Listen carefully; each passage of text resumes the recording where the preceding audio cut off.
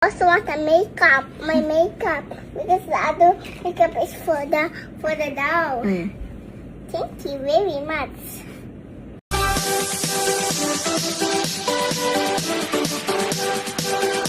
Hello at welcome back sa aking channel. Jessie Mediola, ganito siya disturbuhin ng anak na si Peanut.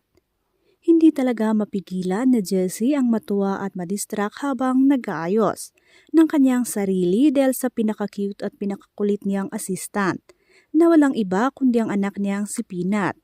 Sa video, kitang-kita kung paano sinusubukan ni Jessie na tapusin ang kanyang makeup. Pero sa bawat galaw niya ay may kaakibat na kalokohan mula kay Peanut. Makikita sa video na pilit ding inilalapit ni Peanut ang makeup brush sa kanyang mukha, na parabang maglalagay din siya ng blush o foundation. Ngunit imbes na gamitin ito sa pagme-makeup, bigla niya itong ginawang mikropono. Hindi mapigilan ni Jessie matawa at sabihin, paano kaya ako matatapos sa makeup ko? Cute at kulit nitong assistant ko. Narito at ating panoorin ang kabuuan ng video. Pero bago yan, mari po kayo mag-subscribe para updated sa iba pang kaganapan. Out mine, because the other one is for the dolls. The other one is for the doll, so you want your own brush.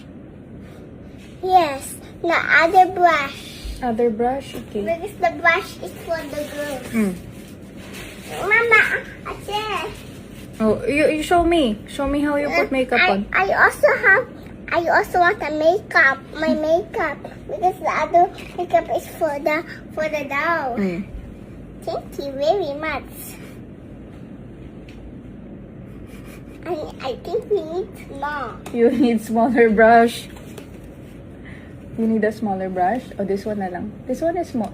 That one. Okay. Be careful with that. It's a bit sharp. Okay. Ay, sus naman. Oh, you want the bigger one. How about you put on Mama? Put makeup on Mama also.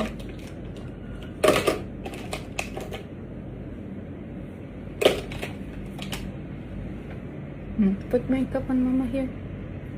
That's your mic?